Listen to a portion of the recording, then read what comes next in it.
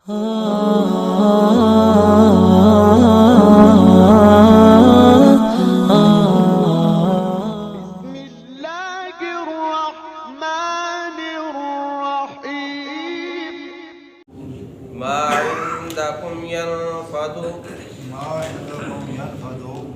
تمہارے پاس ہے وہ ختم ہو جائے گا. وما عند اللہ باق، اور جو اللہ کے پاس ہے وہ باقی رہنے والا ہے. وَلَنَجْزِيَنَّ الَّذِينَ صَبَرُوا، اور البتہ ہم ضرور بدلہ دیں گے ان لوگوں کو جنہوں نے صبر کیا. اجرہم بِأَحْسَنِ، ان کا اجر بہتر ہوگا. مَا كَانُوا يَعْمَلُونَ، ان کاموں کے بدلے جو وہ کیا کرتے تھے. من عمل صالحا، جس شخص نے اچھا عمل کیا. من ذکر او انثی، خواہ وہ مرد ہو یا عورت. وہو مؤمن، بشرطے کہ وہ مومن ہو. فلنحیینہ حیاتا طیبہ، تو ہم ضرور اس کو پاکیزہ زندگی بسر کرائیں گے. وَلَنَجْزِيَنَّهُمْ أَجْرَهُمْ، اور البتہ ہم ضرور ان کو بدلہ دیں گے. بِأَحْسَنِ مَا كَانُوا يَعْمَلُونَ، ان بہتر کاموں کے بدلے جو وہ کیا کرتے تھے. وَإِذَا قَرَأْتَ الْقُرْآنَ، بس جب تو پڑھے قرآن. فَاسْتَعِذْ بِاللَّهِ مِنَ الشَّيْطَانِ الرَّجِيمِ، تو پناہ مانگ اللہ کے ساتھ شیطان مردود سے. إِنَّهُ لَيْسَ لَهُ سُلْطَانٌ، بے شک یہ کہ نہیں ہے اس کا کوئی تسلط. عَلَى الَّذِينَ آمَنُوا، ان لوگوں پر جو ایمان لائے. وَعَلَى رَبِّهِمْ يَتَوَكَّلُونَ، اور اپنے رب پر توکل کرتے ہیں. إِنَّمَا سُلْطَانُهُ، بے شک اس کا تسلط. عَلَى الَّذِينَ، ان لوگوں پر ہے. يَتَوَلَّوْنَهُ، جو اس کے ساتھ دوستانہ رکھتے ہیں. وَالَّذِينَ هُمْ بِهِ مُشْرِكُونَ، اور ان لوگوں پر جو اس کی وجہ سے شرک کرنے والے ہیں.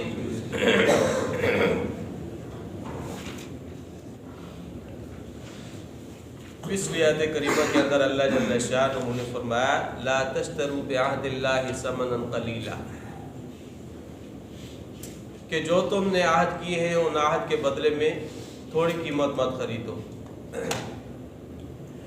آج کی آیت کریمہ کے اندر اللہ جل شانہ نے وہ مال جو وعدے کو توڑ کر حاصل کیا جاتا ہے یا قسم دے کر پھر قسم کو توڑ کر جو مال کمایا جاتا ہے، اس مال کی حقیقت اللہ تعالیٰ نے اس اگلی آیت کریمہ کے اندر بیان فرمائی.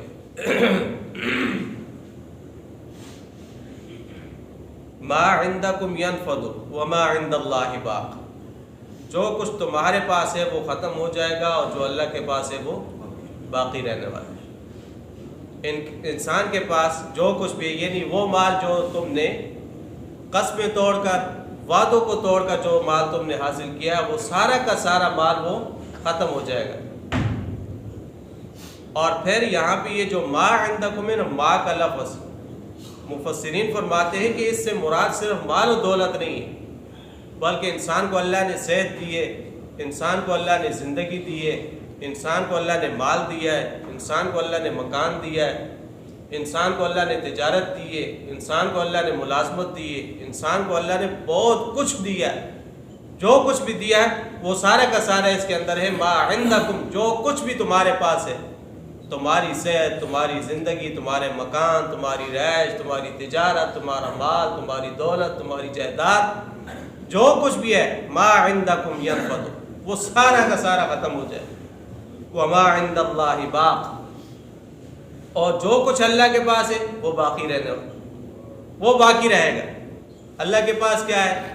انسان کے اعمال ہیں، انسان کی نیکیاں ہیں، انسان کا اخلاص ہے، انسان کی طہارت ہے، انسان کی پاکیزگی ہے، انسان کے اعمال صالحہ ہیں، یہ سارے کے سارے فرمایا یہ اللہ کے پاس ہے، اور ہر چیز کا والی اور وارث وہ اللہ ہے۔ وما عند اللہ باق، اور جو کچھ بھی اللہ کے پاس ہے وہ ضائع نہیں جائے گا بلکہ وہ باقی رہنے والا ہے۔ وما عند اللہ باق، جو کچھ اب اللہ کے پاس ہے وہ باقی رہنے والا ہے۔ اس لیے دنیا کی ناپائیدار زندگی کی خاطر ہیرا پھیری کر کے مال کمانا اس سے بہتر ہے کہ انسان نیکی کو اپنا شعار بنا لے اور اعمال صالحہ کو اپنا شعار بنا لے، یہ کام کرتا رہے۔ کیوں؟ اس لیے کہ یہ چیزیں ایسی ہیں جو اللہ کے پاس باقی رہنے والی ہیں، باقی جو کچھ بھی ہے ما عندکم ینفد، وہ سارا کا سارا ختم ہو جائے۔ وما عند اللہ باق وَلَنَجْزِيَنَّ الَّذِينَ صَبَرُوا أَجْرَهُمْ بِأَحْسَنِ مَا كَانُوا يَعْمَلُونَ، اور البتہ ہم ضرور ان لوگوں کو بدلہ دیں گے جنہوں نے صبر کیا، اور ان کا اجر بہتر ہوگا جو وہ کام کیا کرتے تھے ان کاموں کے بدلے۔ یعنی ایفائے عہد کے لیے، وعدوں کو پورا کرنے کے لیے، قسموں کو پورا کرنے کے لیے جتنی بھی تکالیف انسان پر آئی ہیں، ان تکالیف پر اس نے صبر کیا تو اس صبر کا بدلہ اس کو بہت اچھا ملے گا۔ اور دوسرا مطلب اس کا یہ بھی ہو سکتا ہے کہ اس کا عمل تھوڑا ہوگا، ہم اس کو اجر اس سے بہتر عطا فرمائے گا۔ عمل انسان کا تھوڑا ہوگا اور اجر اس سے بڑھ کر ہوگا۔ جس طرح ہم ایک نیکی کرتے ہیں تو کتنی نیکیوں کا ثواب ملتا ہے؟ 10 نیکیوں کا کم از کم۔ من جاء بالحسنۃ فلہ 10 امثالها، جو ایک نیکی کرتا ہے اللہ تعالیٰ اس کو 10 گنا اجر عطا فرماتے ہیں۔ یہ کم سے کم ہے، ورنہ جتنا اخلاص ہوگا، جتنی للہیت ہوگی، اتنا زیادہ اضافہ۔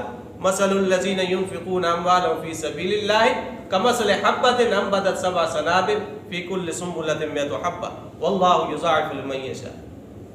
تو اخلاص کے بقدر اللہ تعالیٰ اس اجر کو بڑھاتے رہیں گے، لیکن کم از کم کیا ہے؟ وہ 10 گنا ہے۔ تو فرمایا وَلَنَجْزِيَنَّ الَّذِينَ صَبَرُوا أَجْرَهُمْ بِأَحْسَنِ مَا كَانُوا يَعْمَلُونَ، ان کے اعمال کم ہوں گے، ان کا اجر ان سے بھی بہت بہتر ہوگا۔ تو یہ اجر کس پر ملے گا؟ انسان کو صبر پر ملے گا۔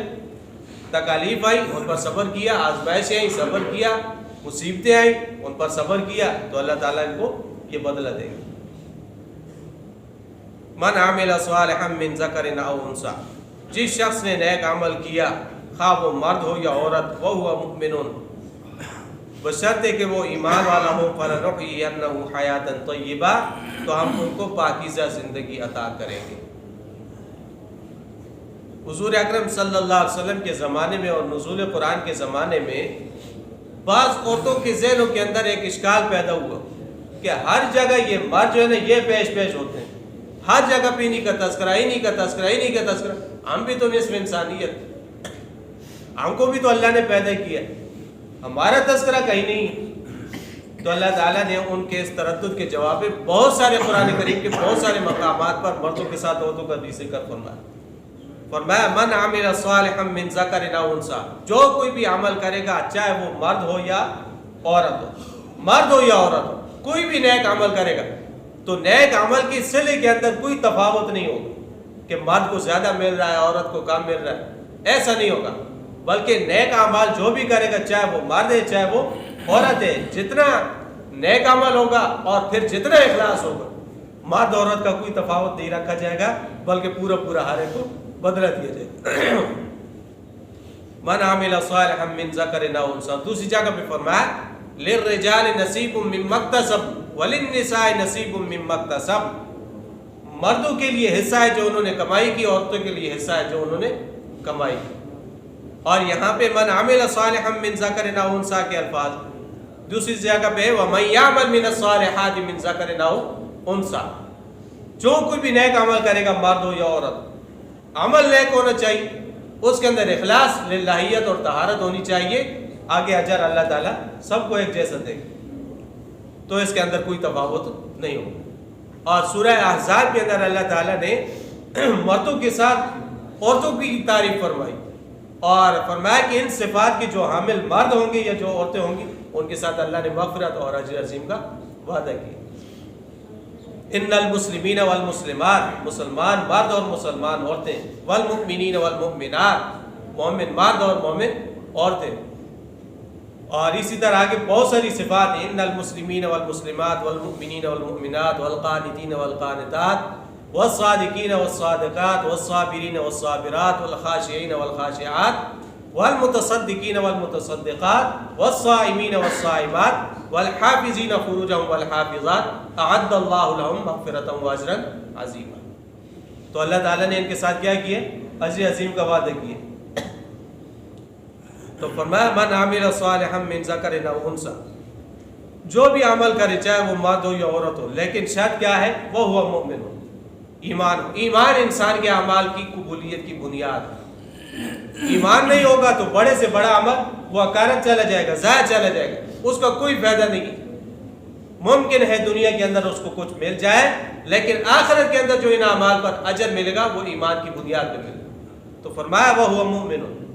دوسری جگہ پہ فرمایا وَمَنْ أَرَادَ الْآخِرَةَ وَسَعَى لَهَا سَعْيَهَا وَهُوَ مُؤْمِنٌ، جو کوئی آخرت چاہتا ہے اور اس کے لیے کوشش کرتا ہے، وَهُوَ مُؤْمِنٌ، وہ مومن ہو، فَأُولَٰئِكَ كَانَ سَعْيُهُمْ مَشْكُورًا، تو ان کی جو سعی ہے، ان کی جو کوشش ہے، اس کی قدردانی کی جائے۔ تو یہاں پہ فرمایا مِن ذَكَرٍ أَوْ أُنثىٰ وَهُوَ مُؤْمِنٌ، وہ مومن ہو، فَلَنُحْيِيَنَّهُ حَيَاةً طَيِّبَةً، وہاں پہ فرمایا فَأُولَٰئِكَ كَانَ سَعْيُهُمْ مَشْكُورًا، ان کی سعی، ان کی کوشش، اس کی قدردانی کی جائے گی۔ اور یہاں پہ فرمایا فَلَنُحْيِيَنَّهُ حَيَاةً طَيِّبَةً، ہم اس کو حیات طیبہ عطا فرمائیں۔ حیات طیبہ یہ اللہ کی بہت بڑی نعمت، بہت بڑی۔ اور پھر مفسرین نے لکھا ہے کہ حیات طیبہ سے مراد یہ نہیں ہے کہ انسان کو اچھا گھر مل گیا، اچھا مال و دولت مل گیا، آرام اور آسائش کے تمام اسباب اس کو مل گئے، یہ حیات طیبہ نہیں ہے۔ حیات طیبہ کیا ہے؟ جس کو حلال رزق مل جائے اور اس کے اوپر اس کو قناعت مل جائے، یہ حیات طیبہ ہے۔ یہ حیات طیبہ یہ نہیں ہے مال بہت سارا آ گیا، جائیداد بہت ساری آ گئی، دولت بہت ساری آ گئی، گاڑیاں ہیں آگے پیچھے، نوکر چاکر ملازم ہے، سب کچھ ہے، یہ حیات طیبہ نہیں۔ رزق حلال ہو اور اس کے اوپر انسان کو قناعت نصیب ہو جائے، یہ حیات طیبہ۔ جس طرح آپ علیہ السلام نے فرمایا نا، مسلم شریف میں روایت ہے، قد افلح من اسلم، وہ شخص کامیاب ہو گیا جس کو اسلام کی حقیقت مل گئی، اور وَرُزِقَ کفافًا، اور کفایت کرنے والی روزی اس کو مل گئی، وَقَنَّعَهُ اللَّهُ بِمَا آتَاهُ، اور جو کچھ اللہ نے اس کو دیا ہے اس پر اس نے قناعت اختیار کر لی، تو یہ حیات طیبہ، یہ حیات طیبہ کہ انسان کے زبان پر اللہ کا ذکر ہو، اللہ کی یاد ہو، دل کے اندر اللہ کی محبت اور سکون ہو، فرائض کو وہ ادا کرتا ہو اور مستقبل کے بارے میں اچھی امید رکھتا ہو، تو یہ حیات طیبہ۔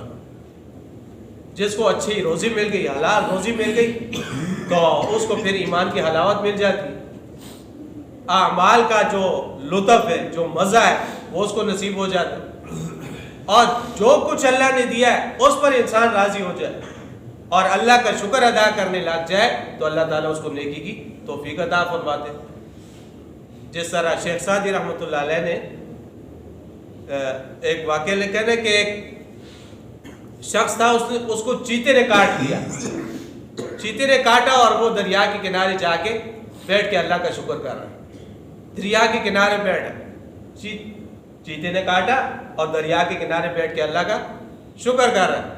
تو کوئی بندہ اس کے پاس سے گزرا، اس نے کہا کہ دیکھو بھائی، تمہیں تو چیتے نے کاٹ لیا ہے، تم تو مصیبت کے اندر گرفتار ہو، پھر بھی تم کہہ رہے ہو اللہ کا شکر ہے، اللہ کا شکر، پھر بھی اللہ کا شکر کر۔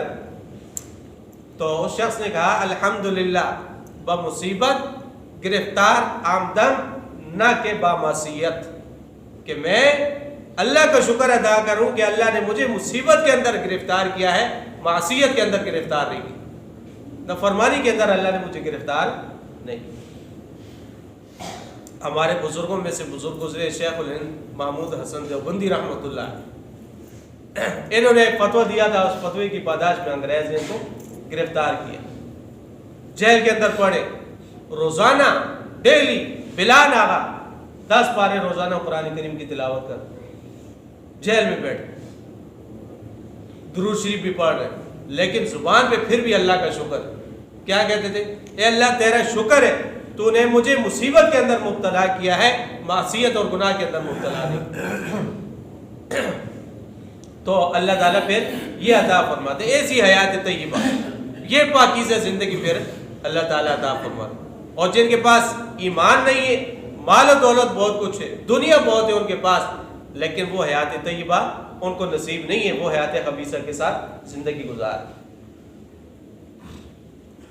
فَلَنُحْيِيَنَّهُمْ حَيَاةً طَيِّبَةً وَلَنَجْزِيَنَّهُمْ أَجْرَهُمْ بِأَحْسَنِ مَا كَانُوا يَعْمَلُونَ، ہم ان کو ان کے بہتر کاموں کا بہتر بدلہ عطا فرمائیں۔ مراد اس سے جنت ہے، اور جنت کے اندر بھی کیا ہے؟ وہ حیات طیبہ ہی، ایسی زندگی جس کے بعد موت نہیں، ایسا غنا جس کے بعد فقر نہیں، ایسی سعادت جس کے بعد شقاوت نہیں، تو یہ حیات طیبہ ہے۔ اور گویا کہ مسلمان کے اوپر مصائب اور آلام آ جائے، اس کے باوجود انسان مسلمان کی جو زندگی ہے یہ حیات طیبہ ہے۔ لیکن جن لوگوں کو ایمان کی دولت نصیب نہیں، جن کے پاس کلمے کی دولت نہیں، تو وہ غفلت میں پڑے ہوئے اور ان کی زندگی اسی طرح گزر رہی، دنیا گزار لیں گے اور آخرت کے اندر جا کے وہ پھنس جائیں گے۔ کیوں؟ دنیا کے اندر ان کو حیات طیبہ نہیں ملی، وہ حیات خبیثہ کے ساتھ زندگی گزار۔ وَلَنَجْزِيَنَّهُمْ أَجْرَهُمْ بِأَحْسَنِ مَا كَانُوا يَعْمَلُونَ۔ پیچھے گزرا تھا کہ ہم نے یہ قرآن نازل کیا وَنَزَّلْنَا عَلَيْكَ الْكِتَابَ تِبْيَانًا لِكُلِّ شَيْءٍ، کہ ہر چیز کی وضاحت کرتا ہے، تو ہر چیز کے اندر قرآن کے آداب بھی ہیں۔ اگلی آیت کے اندر اللہ تعالیٰ نے قرآن کریم کا ایک ادب بیان فرمایا، فَإِذَا قَرَأْتَ الْقُرْآنَ فَاسْتَعِذْ بِاللَّهِ مِنَ الشَّيْطَانِ الرَّجِيمِ، جب تم قرآن پڑھو تو اس سے پہلے پناہ مانگ لیا کرو اللہ کی شیطان مردود سے۔ تو یہ قرآن کریم کی تلاوت کرنا یہ بہت بڑا عمل، بہت بڑا عمل ہے، اور شیطان یہ نہیں چاہتا کہ لوگ وہ قرآن کریم کی تلاوت کریں، شیطان یہ نہیں چاہتا۔ تو اس لیے اللہ نے فرمایا کہ جب قرآن پڑھو تو قرآن پڑھنے سے پہلے تعوذ پڑھ لیا کرو، اعوذ باللہ من الشیطان الرجیم، یہ پڑھ لیا کرو۔ اس سے کیا ہوگا کہ شیطان تم سے دور چلا جائے گا اور تم قرآن کریم کی تلاوت کر لو۔ اور اسی طرح جو بھی نیک اعمال ان سے پہلے انسان تعوذ پڑھ، اور مختلف الفاظ حدیث کے اندر ہے، اعوذ باللہ من الشیطان الرجیم، استعیذ باللہ من الشیطان الرجیم، بہت سارے الفاظ ہیں۔ امام اعظم ابو حنیفہ رحمۃ اللہ علیہ فرماتے ہیں کہ نماز کے اندر بھی چونکہ تلاوت ہوتی ہے، سورہ فاتح تلاوت ہے، سورہ فاتح کے بعد تلاوت ہے، تو اس لیے وہ فرماتے ہیں کہ ہر نماز کی پہلی رکعت کے اندر تعوذ اور تسمیہ ہے، دونوں کا پڑھنا کیا ہے؟ سنت ہے، دونوں کا پڑھنا سنت ہے۔ پھر ہر رکعت کے اندر صرف تسمیہ پڑھنا، بسم اللہ پڑھنا، یہ کیا ہے؟ مستحب ہے۔ پہلی رکعت کے اندر کیا ہے؟ سنت ہے، تعوذ اور اس کے ساتھ تسمیہ، لیکن پھر ہر رکعت کے اندر تسمیہ کا پڑھنا یہ کیا ہے؟ مستحب ہے۔ لیکن امام شافعی رحمۃ اللہ علیہ فرماتے ہیں کہ ہر رکعت کے اندر ضروری ہے، لیکن ہمارے امام صاحب ہیں جن کے ہم مقلد ہیں، وہ کہتے ہیں کہ پہلی رکعت کے اندر تعوذ اور تسمیہ دونوں کو پڑھنا یہ سنت ہے، اور پھر ہر رکعت کے اندر پڑھنا تسمیہ وہ مستحب ہے۔ فَإِذَا قَرَأْتَ الْقُرْآنَ فَاسْتَعِذْ بِاللَّهِ مِنَ الشَّيْطَانِ الرَّجِيمِ۔ اور اسی طرح تعوذ اور جگہ پہ بھی سکھایا گیا ہے، جس طرح بیت الخلاء میں جاتے وقت اعوذ باللہ من الخبث والخبائث، اسی طرح بیوی سے ہم بستری کرتے وقت اللہم جنبنا الشیطان، اے اللہ شیطان کو ہم سے دور رکھ، تو پناہ مانگی گئی نا۔ اور اسی طرح بسم اللہ کے الفاظ ہیں، گھر سے نکلتے وقت بسم اللہ توکلت علی اللہ، کھانا کھاتے وقت بسم اللہ وعلی برکت اللہ، کپڑا پہنتے وقت، چلتے وقت، اور کہیں پہ آگے پیچھے داخل ہونا ہو نکلنا ہو تو بسم اللہ پڑھنی چاہیے۔ انہ لیس لہ سلطان علی الذین آمنوا، بے شک شیطان کا غلبہ اور تسلط ان لوگوں پر نہیں ہوگا جو ایمان والے ہیں، جو اللہ پر ایمان رکھتے ہیں، وعلی ربہم یتوکلون، اور اپنے رب پر بھروسہ کرتے ہیں۔ ایمان والوں کے پاس جب شیطان آتا ہے اور ان کے ساتھ چھیڑ چھاڑ کرتا ہے تو ایمان والا سمجھ جاتا ہے اور فوراً تعوذ پڑھ لے، اعوذ باللہ من الشیطان الرجیم، شیطان اس کو چھوڑ کے بھاگ جاتا ہے۔ اس لیے کہتے ہیں نا کہ جب بھی انسان کے ذہن کے اندر گناہ کا خیال آ جائے، دل کرے کہ گناہ کر لوں، تو اس وقت فوراً تعوذ پڑھ لے، اللہ تعالیٰ اس تعوذ کی برکت سے اس کو گناہ سے محفوظ کر لے۔ انہ لیس لہ سلطان علی الذین آمنوا وعلی ربہم یتوکلون انما سلطانہ علی الذین یتولونہ، شیطان کا غلبہ ان لوگوں پر ہوتا ہے یتولونہ، جو اس کو اپنا دوست بناتے ہیں۔ شیطان ان کو کہتا ہے کہ یہ رسم کر لو، یہ کہتے ہیں ٹھیک ہے جناب حاضر، یہ جمعرات، یہ 40واں، یہ برسی، یہ فلاں، یہ ساری بدعات تم کر لو، تو یہ فوراً حامی بھر لیتا ہے، ٹھیک ہے جی میں کروں گا۔ تو شیطان کا غلبہ ایسے لوگوں پر ہوتا ہے، لیکن جس کا ایمان پختہ ہے اور رب پہ اس کا بھروسہ ہے، اس پر شیطان کا داؤ وہ نہیں چل رہا۔ تو فرمایا انما سلطانہ علی الذین یتولونہ، شیطان کا غلبہ ان لوگوں پر ہوگا یتولونہ، جو اس کے ساتھ دوستانہ رکھتے ہیں، یاریاں لگاتے ہیں۔ شیطان تھوڑا کہتا ہے اور یہ زیادہ کر کے دکھاتے ہیں۔ تو یہی شیطان ہوگا قیامت والے دن سب کو چھوڑ جائے گا، وہ کیا کہے گا؟ ما کان لی علیکم من سلطان الا ان دعوتکم فاستجبتم لی، میں نے تو بھائی صرف تمہیں دعوت دی تھی، یہ کہا تھا کہ یہ کر لو، تم نے کر لیا، میں نے تمہیں کہا تھا، پکڑ کے کہا تھا کہ یہ کرو، خود ہی کیا ہے، اب میں تمہارے پاس نہیں ہوں، جاؤ اپنا کام کرو۔ تو شیطان بھی انسان کو چھوڑ جائے گا کہ نہیں؟ تو آج اسی شیطان کے پیچھے ہر انسان لگا ہوا، شیطان جیسے کہتے ہیں اسی طرح، نہ حلال کی پرواہ ہے، نہ حرام کی پرواہ ہے، نہ جائز کی پرواہ ہے، نہ ہی ناجائز کی پرواہ ہے، نہ عدل کی پرواہ ہے، نہ ہی ظلم کی پرواہ ہے، بس جیسے آتا ہے اسی طرح انسان وہ چلا جا رہا ہے شیطان کے پیچھے۔ تو شیطان کا تسلط ان پر نہیں ہوگا تو پھر کس پر؟ فرمایا انما سلطانہ علی الذین یتولون، ویسے بھی دنیا کا قانون ہے، انسان نے کسی سے بات منوانی ہو تو کہتا ہے وہ فلاں میرا جاننے والا ہے، اس پر میرا بس چلتا ہے، میرا زور چلتا ہے، میں زبردستی بھی اس کو منوا لوں گا۔ تو دنیا کے اندر بھی یہی چلتا ہے اور یہاں پہ بھی یہی چل رہا ہے کہ شیطان کی تھوڑی سی بات مان لیتے ہیں، شیطان کہتا ہے بس یہ تو اب میرے ہاتھ میں، اس سے میں جو چاہوں کام کروا لوں، وہ پھر کرواتا ہے، ظلم بھی کرواتا ہے، زیادتی بھی کرواتا ہے، ناجائز بھی کراتا ہے، حرام بھی کرواتا ہے، ہر قسم کے کام پھر شیطان کے لیے انسان سے کروانے وہ آسان ہو جاتا ہے۔ تسلط ہے نا، غلبہ ہے، تو جس کو غلبہ ہو جائے گا، جس کی لاٹھی اسی کی بھینس۔ والذین هم بہ مشرکون، اور ان لوگوں پر اس کا غلبہ ہوگا جو اس کی وجہ سے شرک کرتے ہیں۔ بہ سے مراد یہ بھی ہو سکتا ہے کہ جو اللہ کی ذات کے ساتھ شریک ٹھہراتے ہیں، اور بہ کا بعض سببیہ مان لیں تو یہ بھی ہو سکتا ہے جو شیطان کے سبب کی وجہ سے وہ کیا کرتے ہیں؟ شرک کرتے ہیں۔ تو اب ظاہری بات ہے اللہ تو انسان کو نہیں کہتا نا کہ میرے ساتھ شریک ٹھہرا، تو یہ تو شیطان ہی پٹیاں پڑھاتا ہے، شیطان ہی کہتا ہے کہ بھائی اس سے مانگ لو، اس کے نام کی نظر و نیاز دے دو، اس کو حاجت روا اور مشکل کشا سمجھ لو تو تمہارا کام ہو جائے۔ تو شیطان ہی پٹیاں پڑھاتا ہے اور شیطانی کی وجہ سے لوگ شرک کرتے ہیں۔ تو فرمایا جو لوگ شیطان کے سبب سے شرک کرتے ہیں ان پر شیطان کا غلبہ ہوتا ہے، جو لوگ ایمان والے اور بھروسہ اللہ پہ کرتے ہیں ان پر شیطان کا غلبہ نہیں ہوگا۔ اللہ جل شانہ ہمیں شریعت کا علم اور عمل نصیب۔ وَلَقَدْ يَسَّرْنَا الْقُرْآنَ لِلذِّكْرِ فَهَلْ مِن مُّدَّكِرٍ